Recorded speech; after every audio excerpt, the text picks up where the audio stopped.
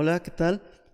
Hablaremos en esta ocasión sobre el modelo entidad-relación, como un breve repaso de lo que ya habíamos comentado un poco más ampliamente en clase. Primeramente comenzamos comentando algo acerca sobre los modelos de datos. Cuando queremos modelar un minimundo que es una parte de la realidad, en este caso puede ser una biblioteca, puede ser una empresa, puede ser un sistema de reservaciones, etcétera, pues podemos utilizar tres tipos de modelos para modelar este minimundo. Hay tres tipos principales de modelos, que serían aquellos de alto nivel o conceptuales, que están pensados en que los entienda la mayor parte de la gente. Los modelos de implementación o lógicos, bueno, que ya están orientados hacia la implementación en un sistema de base de datos relacional.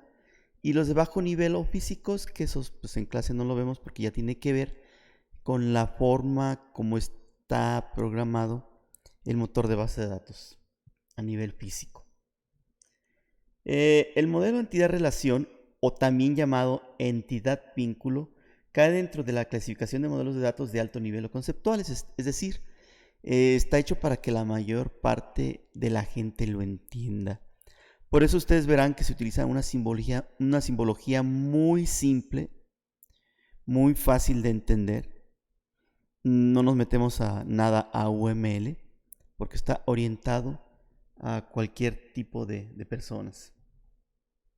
Los conceptos principales del modelo entidad-relación o entidad-vínculo son: primeramente tenemos a la entidad como el objeto del mundo real distinguible de otros objetos. Lo podemos nombrar también como ejemplar de entidad. O si nos basamos un poquito en la nomenclatura de el modelo orientado a objetos, podríamos hablar de una instancia. Y luego están los tipos de entidades, que es un conjunto de entidades que comparten las mismas propiedades o atributos. También se les puede referir como clases de entidades.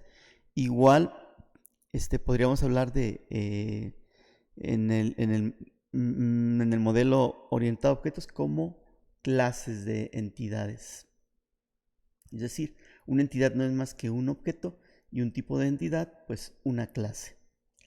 Los atributos son propiedades específicas que describen a una entidad. Un dominio, por su parte, es un conjunto de valores posibles para un atributo. Por ejemplo, el dominio para el atributo calificación son todos los enteros positivos de 0 a 100.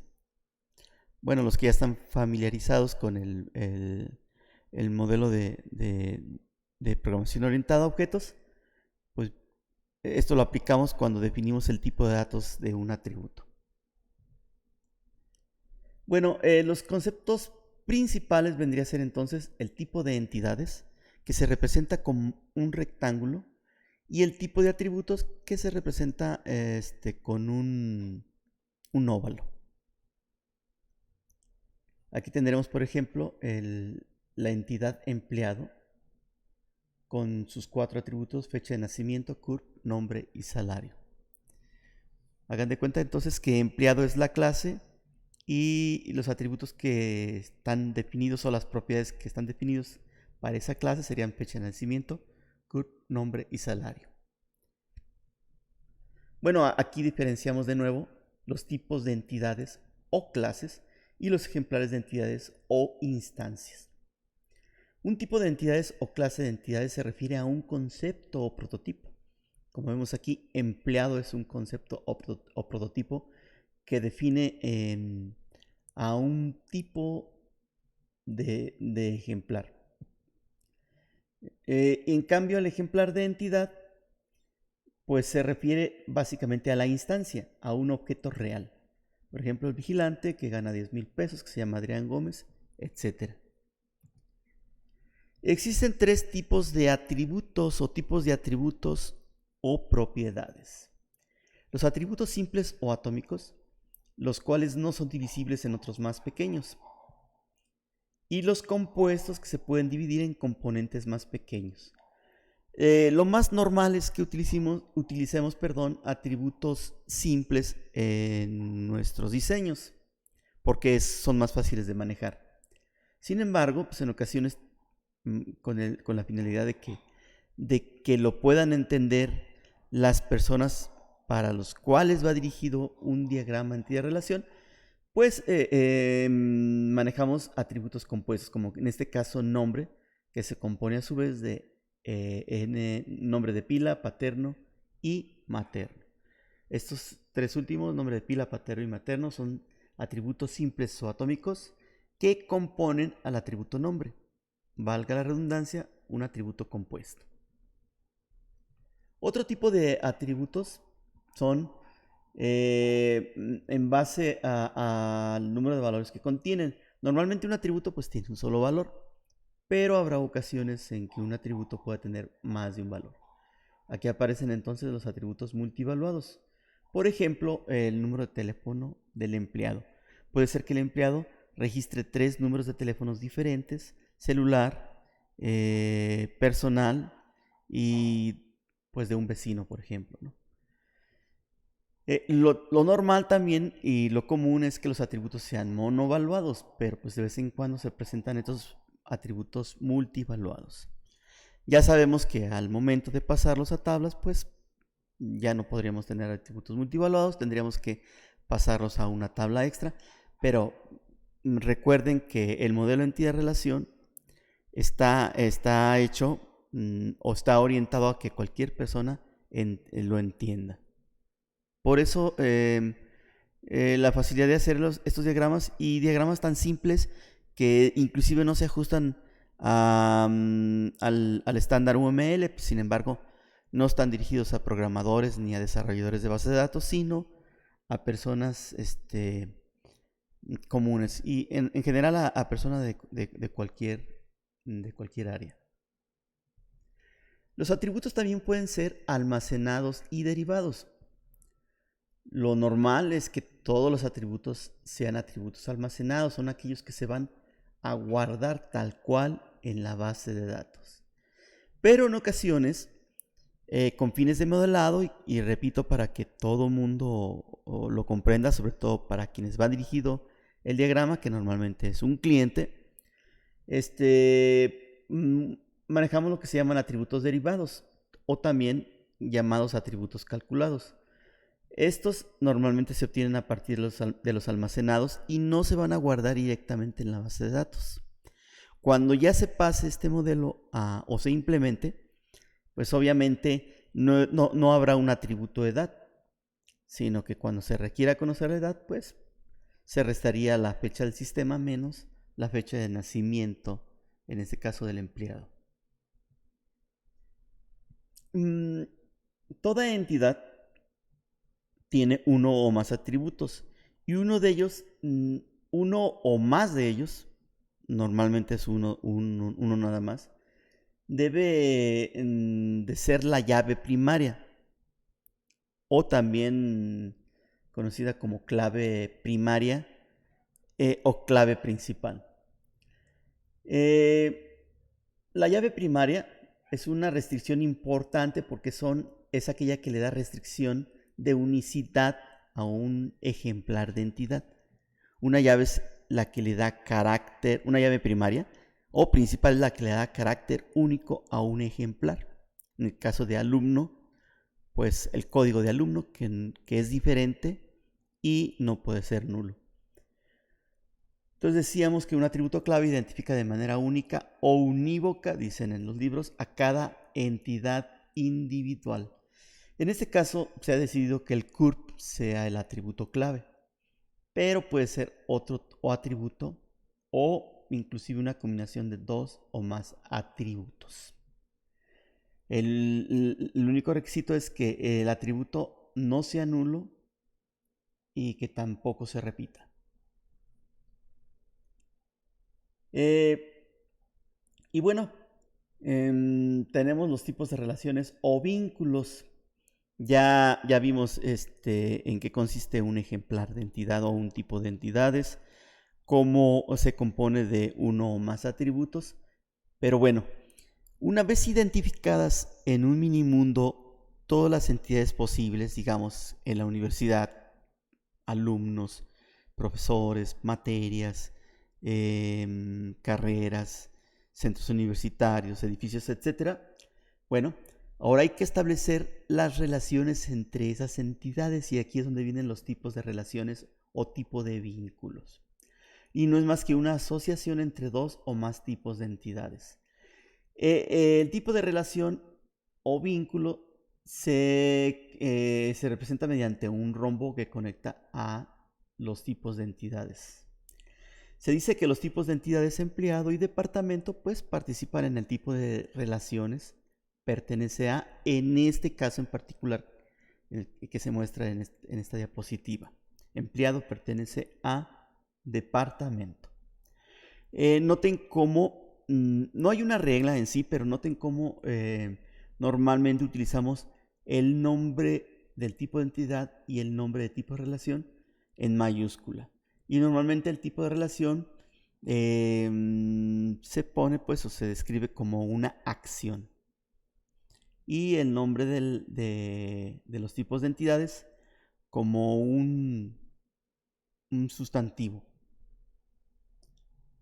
En este caso, no hay una regla tampoco específica para decir cuando uno diagrama en qué dirección va el diagrama. Ya sabemos que cuando programamos y hacemos diagramas de flujo, pues utilizamos el famoso diseño descendente o top-down, es decir, de arriba hacia abajo y de izquierda a derecha, si es que se requiere. Pero bueno, aquí no hay una regla en específico, puede ser la acción, se puede representar, perdón, de izquierda a derecha o de derecha a izquierda. Aquí, por ejemplo, la representamos de izquierda a derecha, es decir, un empleado pertenece a un departamento. Pero pudiéramos decirlo al revés, que un departamento tiene empleados. Y sería lo mismo. Existen dos restricciones estructurales. La primera de ellas es la razón de cardinalidad, cuando hablamos de tipos de relación. El número de ejemplares de relación en los que puede participar una entidad se le llama razón de cardinalidad. Las razones de cardinalidad más comunes son 1 a 1, 1 a muchos y muchos a muchos. Aunque bien pudiéramos utilizar otras como 1 a 6, etc. 6 a 10, donde manejaremos 6 como mínimo, 10 como máximo. Pero lo normal es que modelemos con 3 cardinalidades comunes que serían 1 a 1, 1 a muchos y muchos a muchos. Por ejemplo, aquí tenemos los 3 casos representados. El primero de ellos, empleado pertenece a departamento. Aquí decimos que un empleado puede pertenecer a un departamento y en un departamento hay muchos empleados.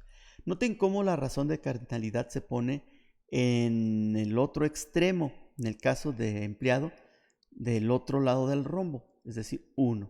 Es decir, un empleado pertenece a un departamento y un departamento tiene muchos empleados en el otro sentido. En la siguiente dice un empleado dirige a un departamento, es una relación de 1 a 1, que indica que un empleado puede dirigir solo a un departamento y que un departamento es dirigido a su vez por un solo empleado. El tercer caso pues es el de muchos a muchos, donde un alumno puede cursar varias materias y una materia es cursada por varios alumnos. La restricción de participación especifica si la existencia de una entidad depende de que esté relacionada con otra entidad a través de tipo de relaciones. Es decir, tendríamos que especificar si una entidad o tipo de entidades participa de manera total u obligatoria, como también se le llama, en el tipo de relación o relación. En este caso, por ejemplo, vemos que un empleado dirige a un departamento. Sin embargo, del lado de empleado vemos una sola línea. Eso significa que es opcional o parcial, es decir, no todo empleado dirige departamentos. Sin embargo, del otro lado, la línea es doble indicando obligatoriedad, es decir, un departamento tiene que ser dirigido forzosamente por un empleado.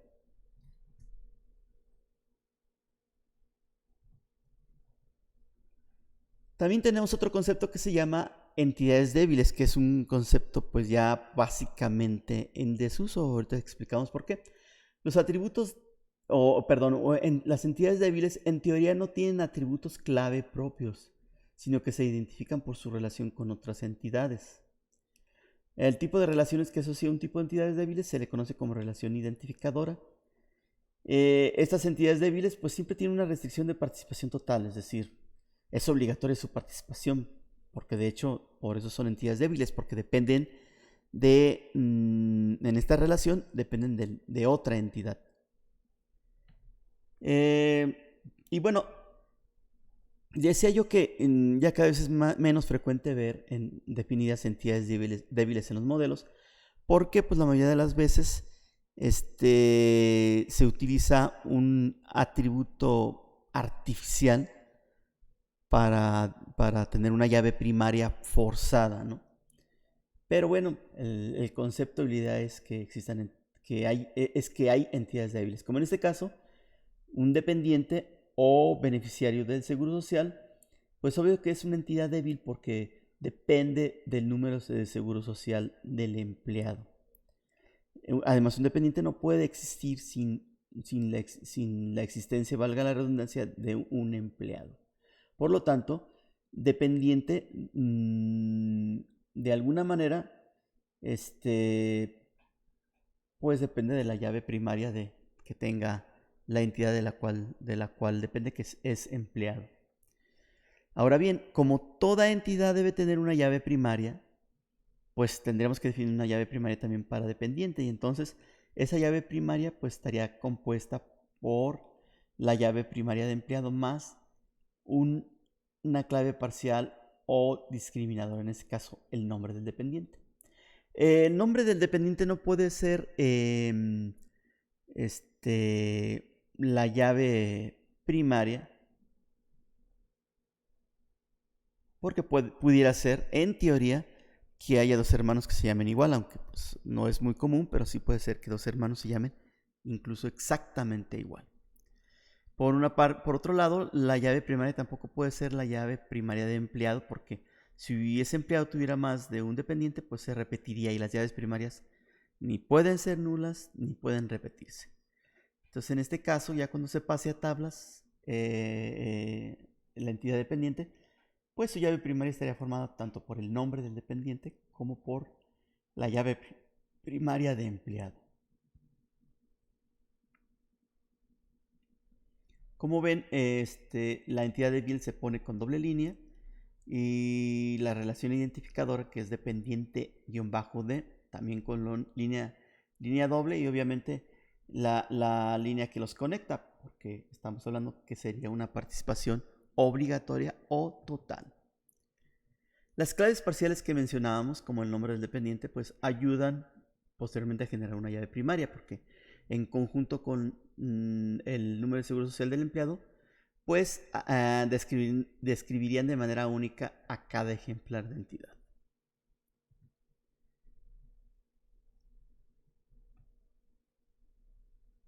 Ahora bien, los tipos de relaciones, en este caso dirige, también pueden tener atributos, aunque pues estamos acostumbrados a que solamente las entidades tengan atributos. También los tipos de relaciones tienen atributos. Por ejemplo, en la relación empleado-dirige-departamento, podríamos decir que dirige tiene un atributo fecha de inicio en el que el empleado empezó a dirigir algún departamento.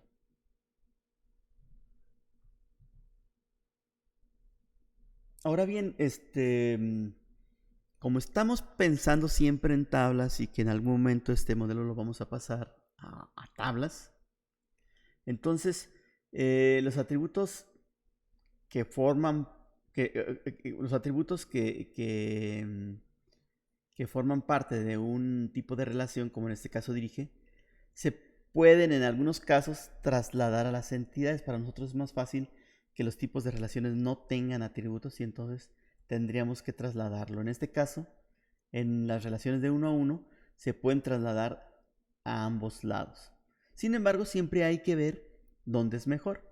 En este caso, si yo en la relación dirige traslado el atributo fecha ini a empleado, pues tendría un problema porque tendría que repetir empleados, o más bien tendría que tener nulos, porque solamente algunos empleados han dirigido o dirigen departamentos. Entonces aquí es más cómodo trasladarlo de la parte derecha, que es en departamento. En el caso de las relaciones de uno a muchos, un atributo solo se puede trasladar del tipo de entidades que está del lado n o del lado de los muchos de la relación. Por ejemplo, un empleado pertenece a departamento. Es una relación de muchos a uno porque un empleado pertenece a un solo departamento. Recuerden que la cardinalidad se expresa en el otro extremo y un departamento puede tener muchos empleados. Entonces, en este caso, la fecha de inicio en que empezó a laborar el empleado, estamos hablando de pertenecer a departamento, la fecha en que empezó a laborar en dicho departamento, pues solamente se puede trasladar del lado de los muchos.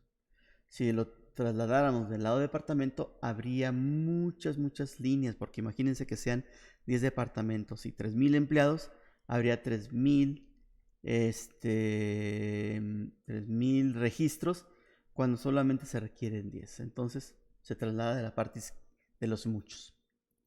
Y en una relación de muchos a muchos, ya no lo ponemos aquí, pero lo mencionamos abajo. En una relación de muchos a muchos, los atributos de la relación no se pueden trasladar. Definitivamente no se pueden trasladar. Se supone que cada entidad desempeña un rol o papel en este modelo. Casi nunca es necesario describir este papel, o el rol para cada entidad. ¿Por qué? Porque el nombre de la entidad es lo suficientemente descriptivo para indicar el rol o papel que desempeña en la relación. Por ejemplo, aquí decimos que empleado pertenece a departamento. Queda muy claro que el papel que juega la entidad de empleado en la relación pertenece a es la de ser empleado, y el papel que desempeña departamento en la relación pertenece a es la de ser un departamento. Noten cómo cuando hablamos ya de manera un poco más fluida, pues a veces decimos o mencionamos la palabra relación en lugar de tipos de relación, pero pues es lo mismo, ¿no? Es probable que digamos también la entidad para referirnos al tipo de entidad, pero bueno, se entiende por el contexto, ¿no? Igual tal vez nos pase con la programación orientada a objetos, que sabemos que hay clases y hay objetos o instancias de las clases, pero a veces también les llamamos objetos a las clases.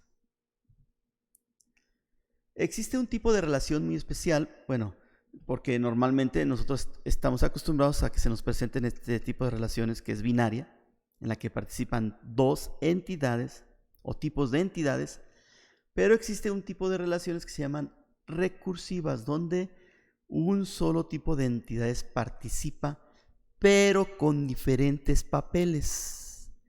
Por ejemplo, en la relación supervisar o supervisión, solo participan empleados, porque hay empleados que supervisan a otros. Por lo tanto, aunque sea una sola entidad la que participa, los empleados pueden desempeñar dos tipos de papeles, o supervisados o supervisores. Y bueno, aquí es donde viene el concepto ya entonces de grado de un tipo de relación, donde podemos tener relaciones unarias como las que mencionamos hace un momento, donde participa un solo tipo de entidad. Relaciones binarias, que es lo más común, donde participan dos tipos de entidades. Y relación ternaria, donde pueden participar tres, como por ejemplo aquí ustedes pueden ver, un proveedor suministra cierto tipo de componente a un proyecto determinado. Y puede haber obviamente de más grados, pero pues ya es más complicado manejarlo, ¿no? Generalmente con las unarias y las binarias tenemos, y las ternarias que nos van a aparecer de manera no muy frecuente. Y de todos modos, en algún momento las ternarias las podemos convertir a binarias. Aquí lo mostramos. Por ejemplo, este caso que habíamos comentado de un proveedor suministra un componente a un tipo de proyecto, aquí solamente pongo yo los atributos clave. Y en el caso de suministrar la cantidad, vean cómo el atributo cantidad está dentro de la relación suministrar. Entonces, si quisiéramos estas relaciones ternarias, como es muy difícil de implementar así tal cual, si le quisiéramos pasar o convertir a relaciones binarias, lo que se hace es convertir la relación, en este caso suministrar, a una entidad débil y luego conectarlas con 3 relaciones a cada una de las 3 tipos de entidades participantes. Vean ustedes aquí cómo quedaría. ¿Sí? Ya con eso tendríamos solamente relaciones binarias.